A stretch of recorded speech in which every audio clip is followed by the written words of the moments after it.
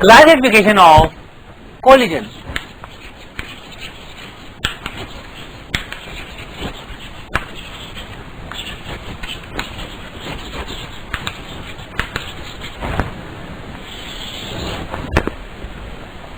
In classification of collision, there are two types of classification. First,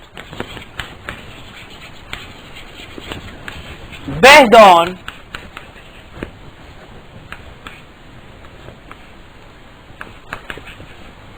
line of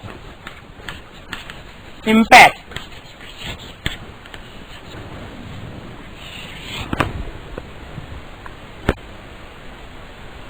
First, head-on collision.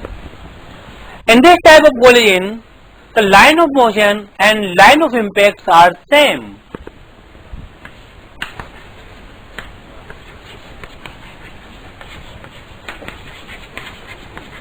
Line of motion and line of impact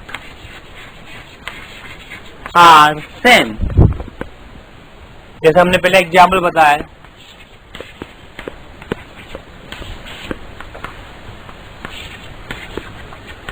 there are two balls M1 and M2. velocity of ball M1 is U1 and M2 is U2. दोनों collide करेंगी.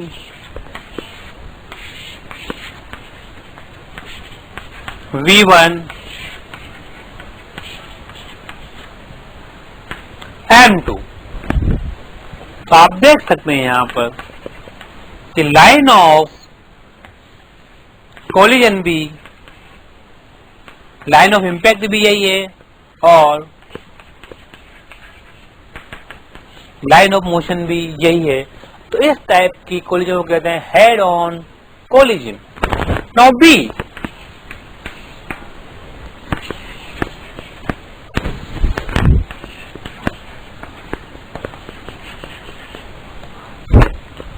oblique collision.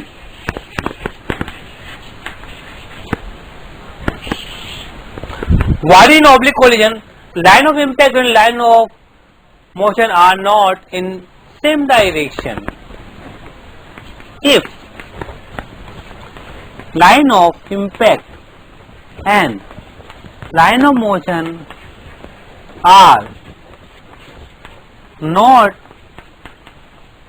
in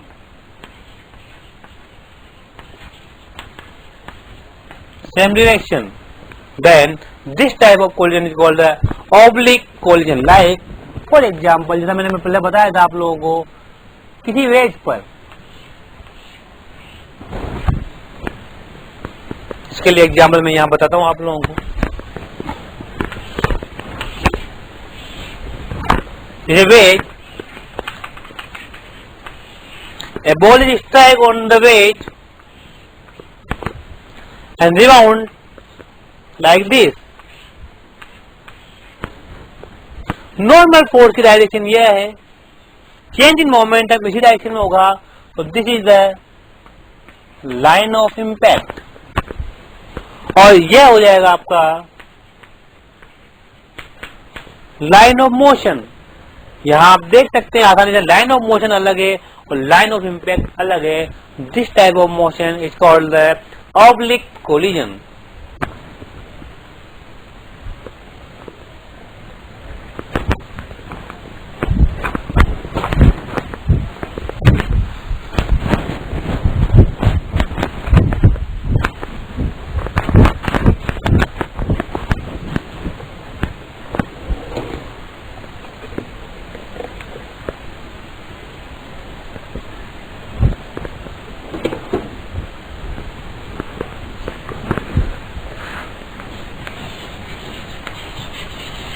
Based on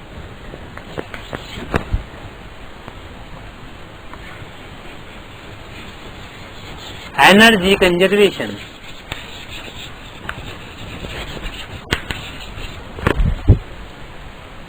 First,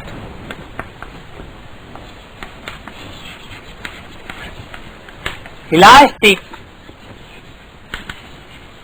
collision. In elastic collision, after collision, balls regain their shape and size. Balls regain their after collision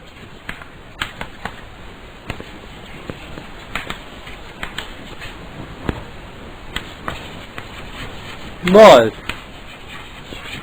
regain their shape and size. B.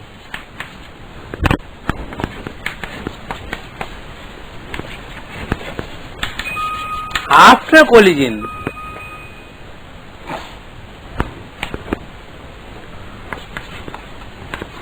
no loss of energy means mechanical energy is conserved.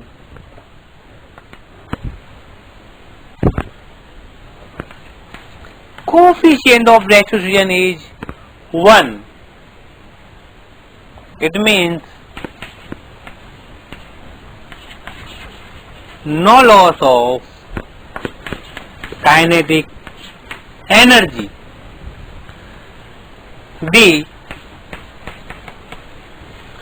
F net बराबर 0, so that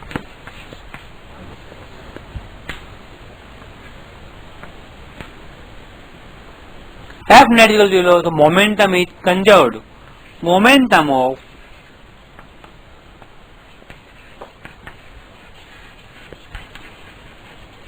is conserved. Momentum of system is conserved.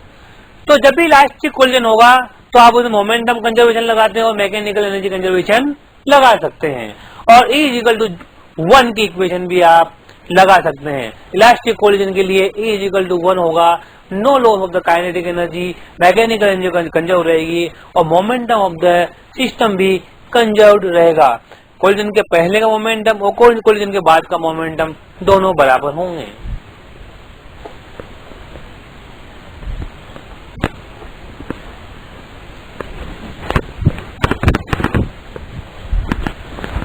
Second type of collision, that is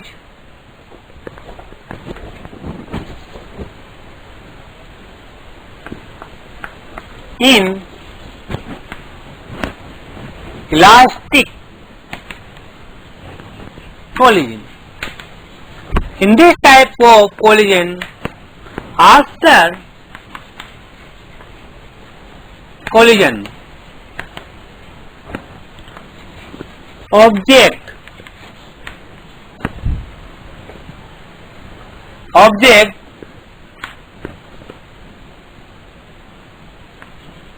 not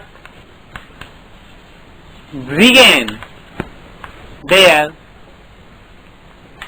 shape and size as it was before the collision. B. Mechanical energy is not conserved.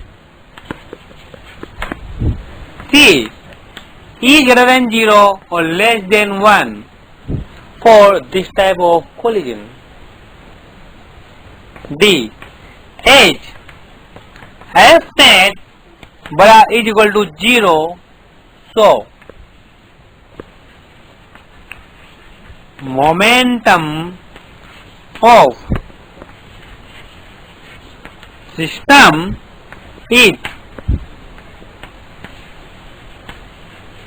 conserved.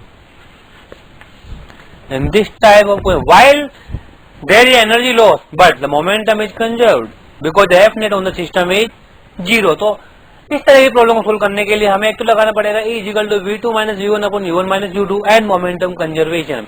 हम यहाँ पर mechanical energy conserve नहीं कर सकते, यहाँ पर energy का loss हो जाता है।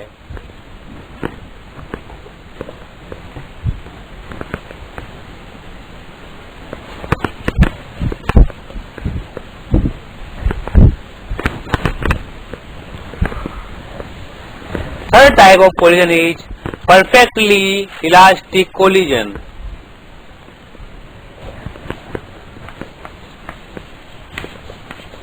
Perfectly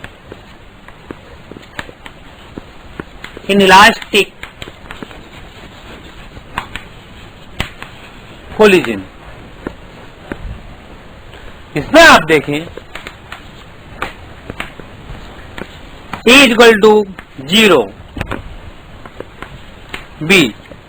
After collision, both blocks will move together. After collision,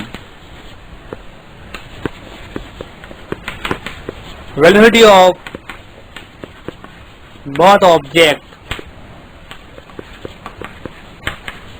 is same as A is equal to 0 is equal to V2 minus V1 upon U1 minus U2 implies V1 is equal to V2. C. The kinetic energy is not conserved.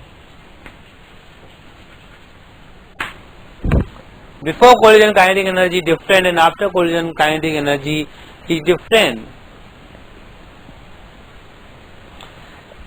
इस तरह से आप D point में और देखिए F net is equal to 0, momentum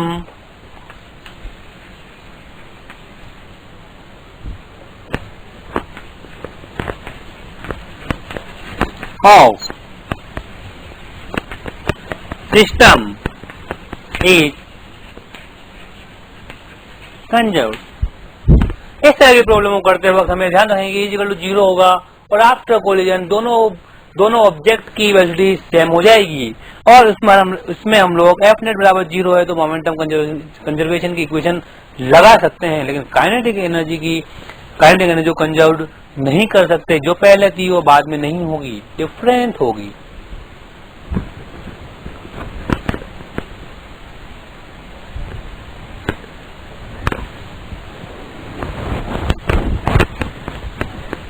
अब head on collision के लिए कुछ एग्जाम्पल लेकर देखते हैं हम लोग.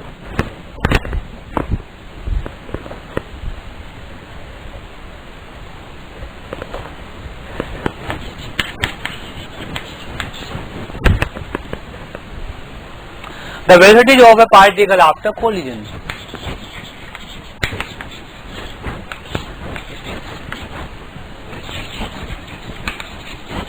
Object after collision. There are two balls, M1. Initial velocity is U1.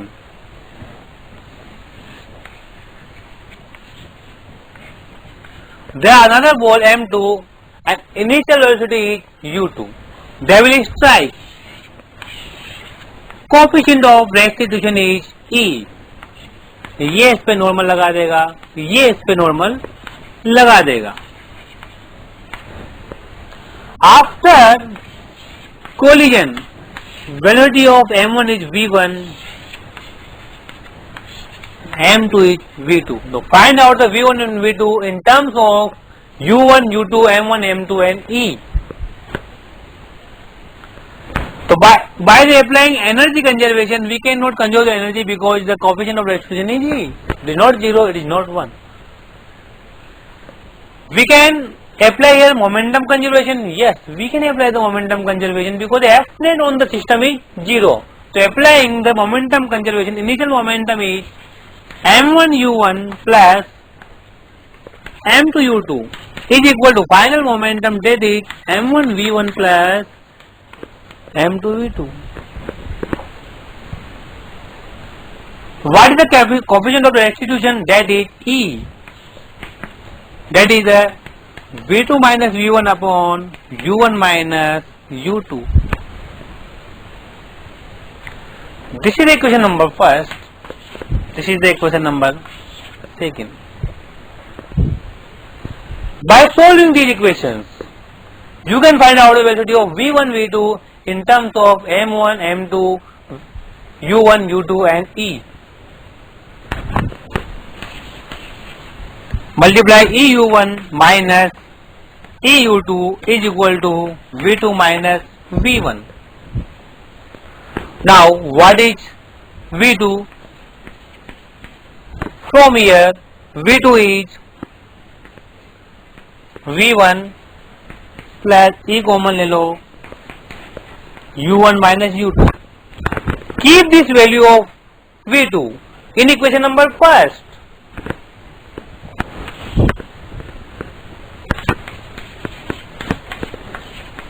By keeping V2 in equation first,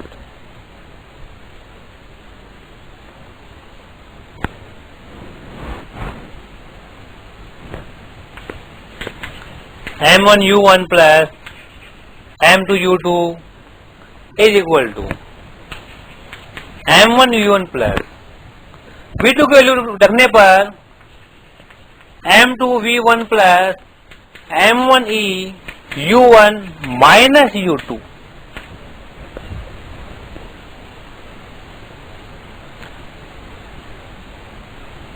Then V1 is M1 U1 plus M2 U2 minus M1 E U1 minus U2 upon M1 plus M2. इस प्रकार आप V1 निकाल सकते हैं और like that आप V2 भी निकाल सकते हैं only by solving these equations.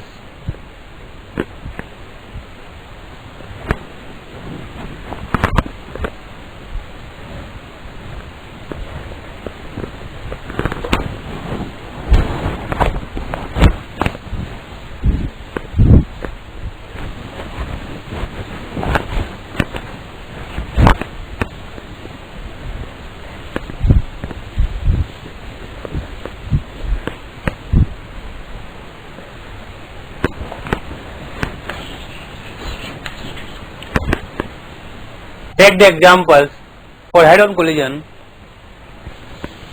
If a ball of 2 kg is moving with 10 meter per second, another ball of 1 kg is at rest. After collision,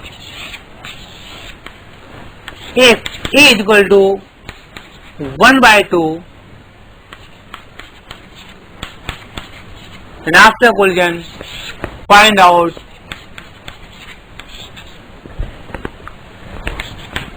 velocity of 2 kg and 1 kg. आप यहाँ देख सकते हैं E is equal to 1 by 2 दिया हुआ है, so we cannot conserve the energy conservation equation. But F net 0 so that we can conserve the momentum conservation. Okay. तो first equation लगाइए मोमेंटम कंजर्वेशन की, conservation of momentum. Initial momentum is 20 plus 0, that is 2v1 plus v2. Now E के लिए equation लिखिए, E is equal to v2 minus v1 upon u1 minus u2. So 1 by 2 v2 minus v1 upon u1 is 10 minus 0. Equation number 2. By solving these two equations, you can find out the velocity after collision, that is v1 and v2. 2 to 5 times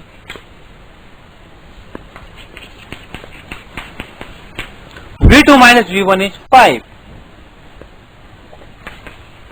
Third, we know that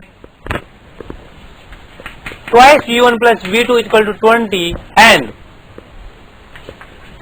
minus v1 plus v2 is equal to 5. Subtract कर दें, plus minus minus, then 3v1 is equal to 15 implies v1 equal to 5 meter per second. For that v2 is 10 meter per second. इस प्रकार आप देख सकते हैं कि v1 5 metre पर सेकंड एंड v2 10 मीटर पर सेकंड। यदि आपको इस क्वेश्चन में काइनेटिक एनर्जी में लॉस निकालना हो तो सिस्टम की इनिशियल काइनेटिक एनर्जी को लें और सिस्टम की बाद वाली काइनेटिक एनर्जी को लें, उन दोनों को माइनस कर दें तो you can find out the loss of the kinetic energy.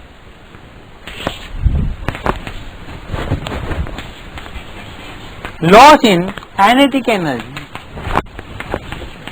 Kinetic energy final initial minus kinetic energy final, that is initially 1 by 2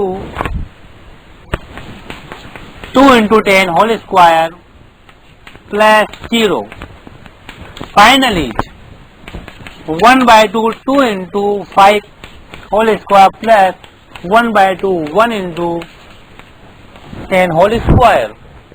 Now calculate and find out the loss in the kinetic energy.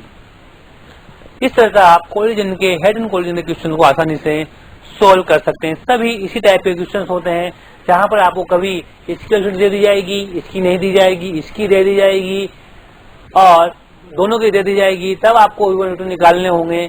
कभी आपको इसकी नहीं दी जाएगी, v1 v2 दे दिया जाएगा, तब आपको इनकी इनिशियल वैल्यूज पूछ रहे होंगे आपसे। और कभी कभार restitution of coefficient of restitution पूछा जा सकता है इसके अंदर। जब आपको u1 v2 दिया जाएगा, v1 v2 दिया जाएगा, तब आप E की वैल्यू भी फाइंड आउट कर सकते हैं।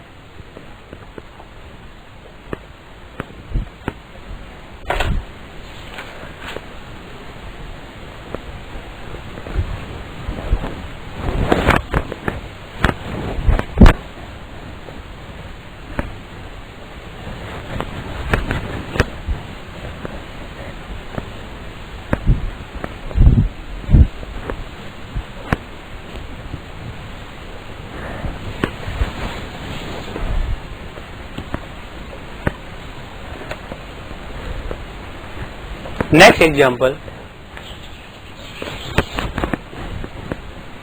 if there are two balls of same mass, velocity of first ball is u, second is 0 after collision.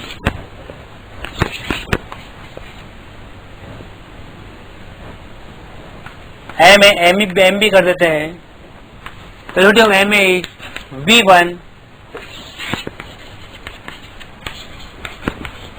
mb is v2. If E is equal to 1, it means there is no loss of the kinetic energy. Then you can see MAU is equal to MA v1 plus MB v2. At E is equal to 1, so that v2 minus v1 upon u minus 0. Now there is a condition. If MA is equal to MB, M और M cut जाएगा तो you find v1 plus v2 is equal to u. और दूसरी equation आ जाएगी आपकी v2 minus v1 is equal to u. By adding these two equations, v1 से v1 cut जाएगा, v2 2v2 is equal to 2u1, then v2 is equal to u. By adding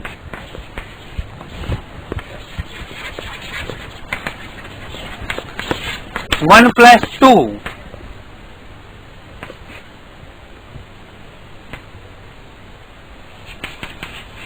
v2 is equal to u and v1 equal to 0.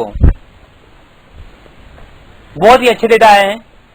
It means ये वाली ball तो रुक जाएगी और ये वाली बॉल u से आगे चली जाएगी। यहां पर देखें v1 is equal to 0 and v2 is equal to u. आप देख सकते हैं कि यदि दो सेम मास की बॉल जिधर फर्स्ट रुकी हुई हो सेकंड यू से चल रही हो और E इक्वल टू 1 हो तो आप यहाँ आसानी से देख सकते हैं कि फर्स्ट बॉल रुक जाएगी और सेकंड बॉल चली जाएगी, मतलब दोनों की वेलोसिटी एक दूसरे से ट्रांसफर हो जाएगी, दोनों की वेलोसिटी एक दूसरे से ट्रांसफर हो जाएगी।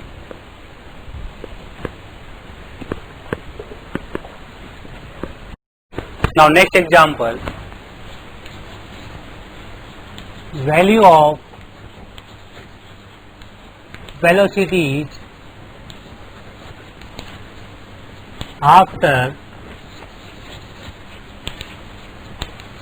collision. Value of velocities after collision. मान लो there are two balls.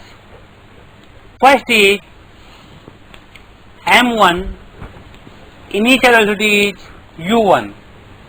Second is M2, initial velocity is U2. After collision,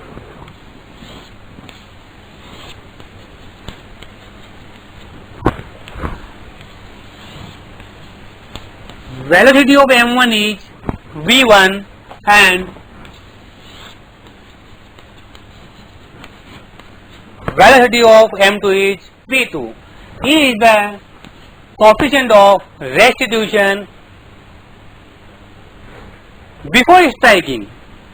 Velocity of M1 is U1, M2 U2, and after striking, velocity of M1 is V1 and velocity of M2 is V2. We have to find out the velocity of V1 and V2.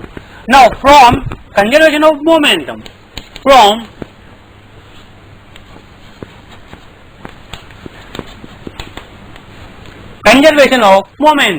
in conservation of momentum, you can write M1 U1 plus M2 U2 is equal to M1 V1 plus M2 V2. पहले का momentum और बाद वाला momentum बराबर होगा। From coefficient of restitution you can write E is equal to V2 minus V1 upon U1 minus U2. From equation number 1 and 2, you can get the value of V1 and V2. Equation number 2 को rearrange करें थोड़ा सा तो आप लिख सकते हैं V2 minus V1 equal to E U1 minus U2,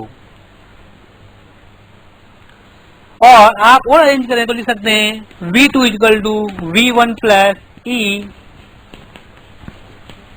U1 minus U2. Equation number 3.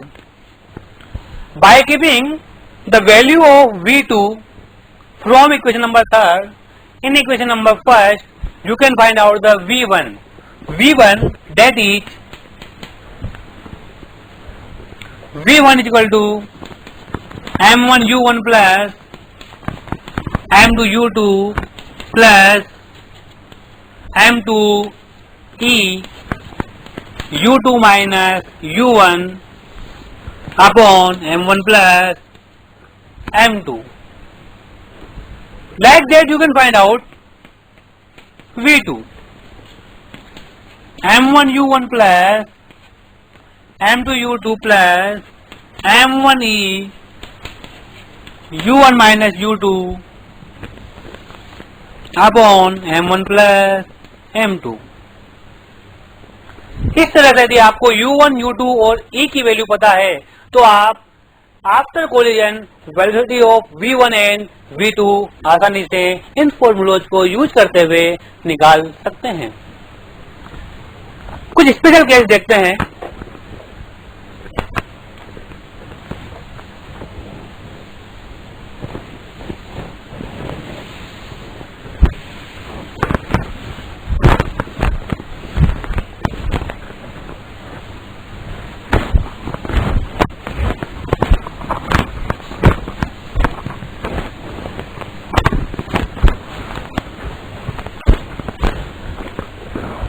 Some special case.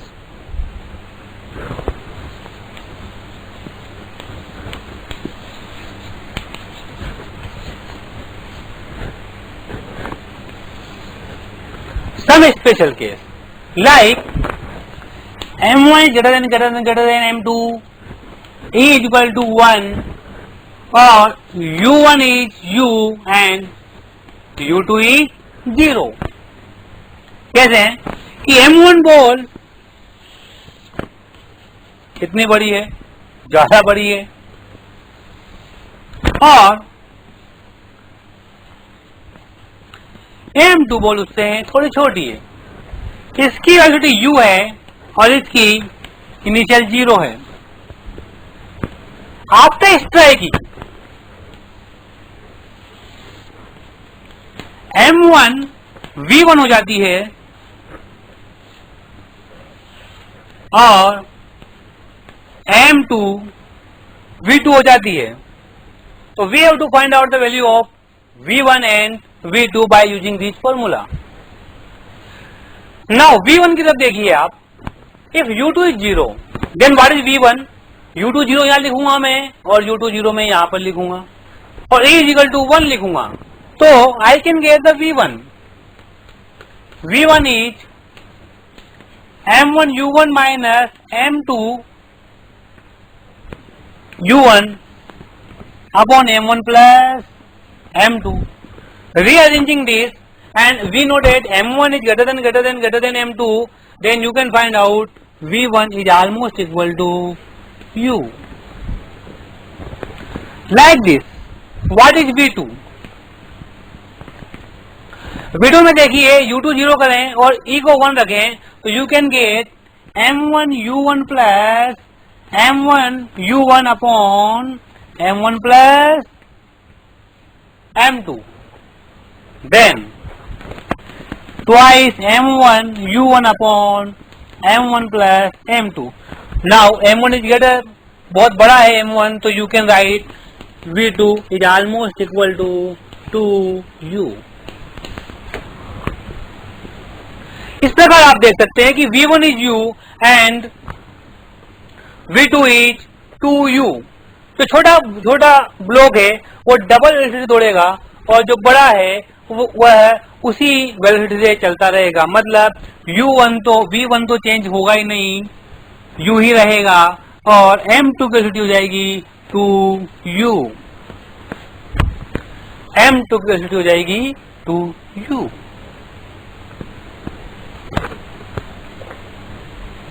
इसमें एक और स्पेशल केस देखते हैं.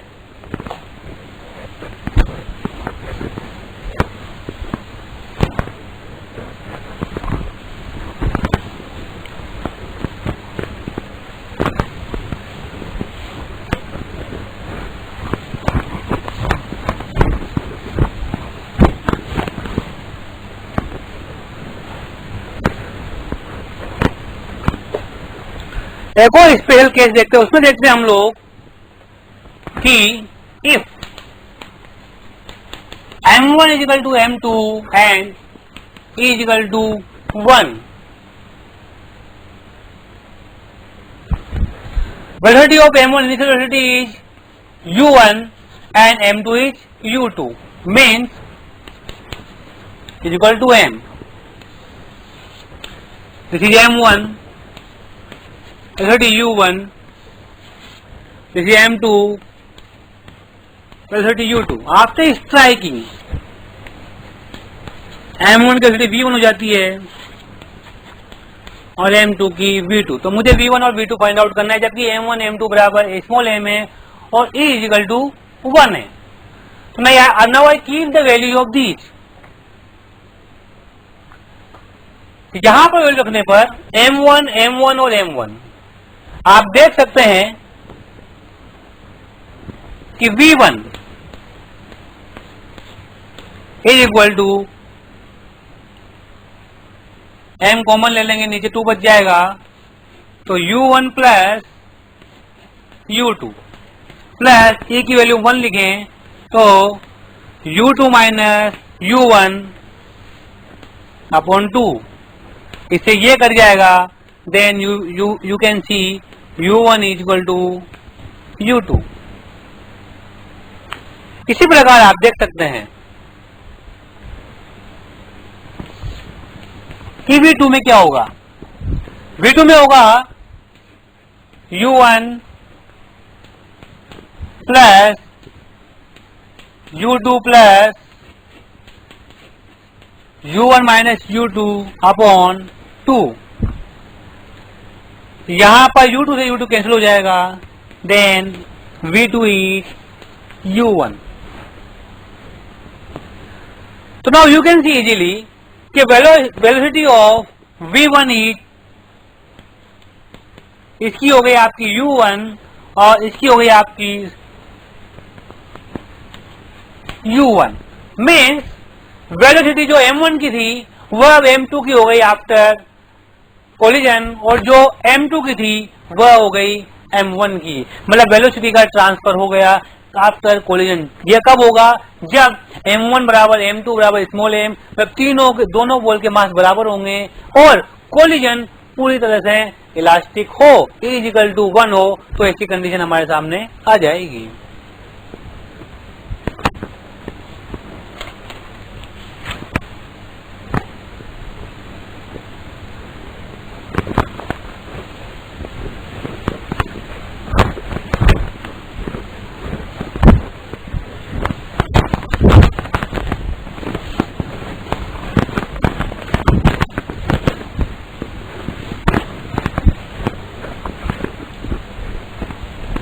Now, oblique collision.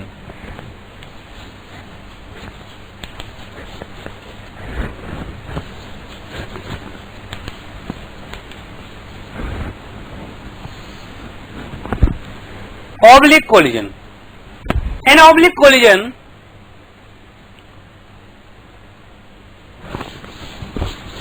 it is somewhat different from head-on collision. Head on collision में ball आमने सामने टकराती है, मीन्स लाइन ऑफ इम्पैक्ट और लाइन ऑफ कोलिजन दोनों सेम होता है। यहाँ पर लाइन ऑफ मोशन और लाइन ऑफ इम्पैक्ट दोनों अलग अलग होगी। कैसे? If A ball having velocity v1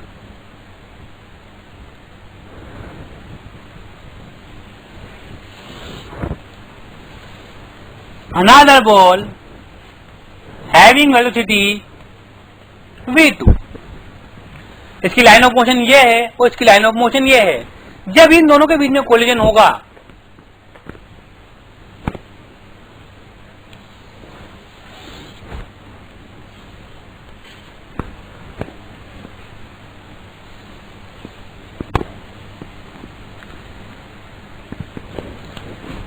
इस तरह की स्थिति बनेगी। तो इसकी लाइन ऑफ कोलिजन तो ये है और इसकी ये इंटरसेक्शन की u1 u2 माने u1 and u2 and u1। जब कोलिजन हुआ तो आप देख सकते हैं कि यहां पर कांटेक्ट यहां हुआ, तो नॉर्मल फोर्स कांटेक्ट सरफेस के परपेंडिकुलर लगेगा। तो this is the line of impact. अब ऐसी प्रॉब्लम सोल्व करने के लिए हम देखेंगे कि let this angle is theta, तो this angle is also theta.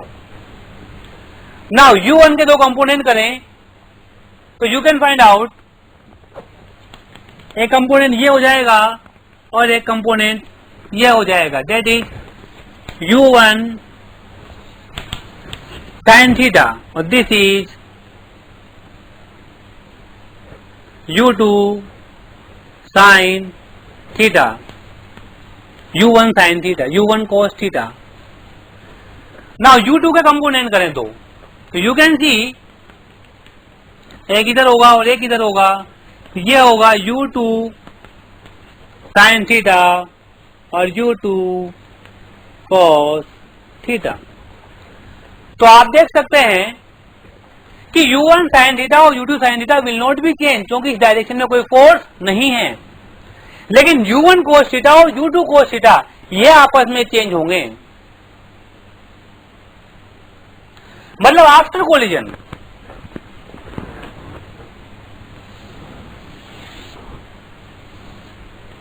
Late u1 cos हो जाता है v1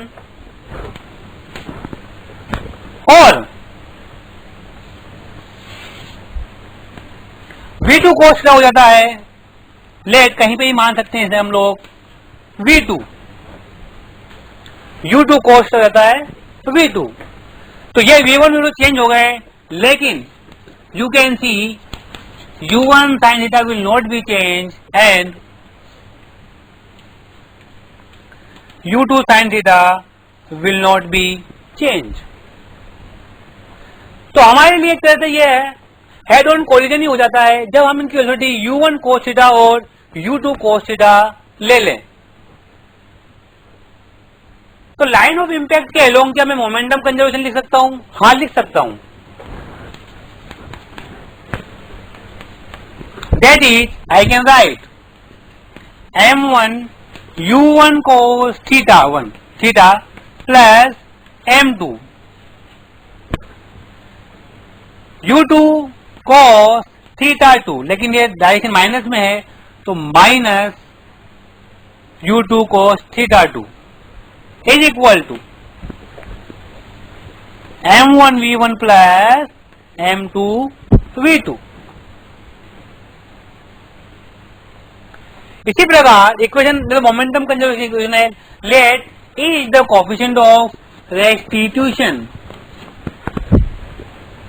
देन इक्वेशन लिखिए E के लिए, E is equal to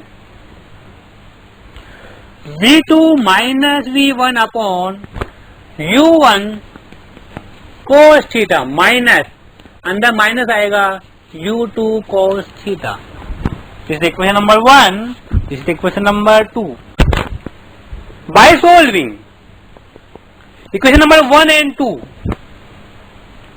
you can find out the velocity of v1 and v2।